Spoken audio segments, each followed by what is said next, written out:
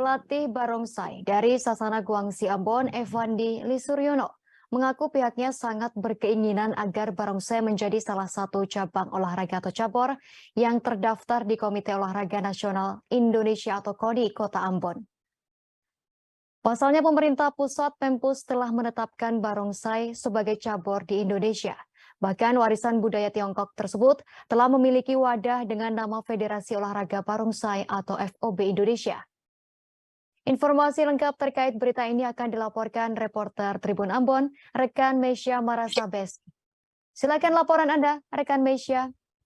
Baik Justina dan juga Tribuners, pelatih barongsai dari Sasana Guangsi Ambon, Evandi Lisuryono, mengaku pihaknya sangat berkeinginan agar barongsai menjadi salah satu cabang olahraga atau cabur yang terdaftar di Komite Olahraga Nasional Indonesia atau KONI Kota Ambon. Pasalnya pemerintah pusat atau Pempus telah menetapkan barongsai sebagai cabur di Indonesia, Tribuners, dan bahkan warisan budaya Tiongkok itu telah memiliki wadah dengan nama Federasi Olahraga Barongsai atau FOB Indonesia.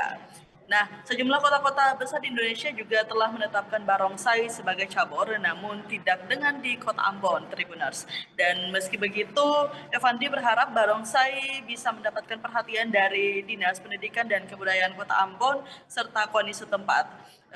Pria asal Makassar itu juga menyatakan selama setahun terakhir ini dirinya telah melatih banyak sekali anak-anak di Kota Ambon untuk mengikuti atraksi barongsai ini, sehingga pada perayaan Imlek nanti warga keturunan Tiongkok tidak lagi menggunakan barongsai dari luar kota, melainkan sudah menggunakan barongsai dari dalam Kota Ambon sendiri. Dan dia berharap barongsai di Ambon bisa menjamur sehingga dapat dipertimbangkan pemerintah Kota Ambon untuk menjadi cabur di KONI Kota Ambon. Demikian Justina. Baik, terima kasih atas laporan Anda. Rekan Mesya Marasabesi dari Tribun Ambon, selamat bertugas kembali. Terima kasih sudah nonton.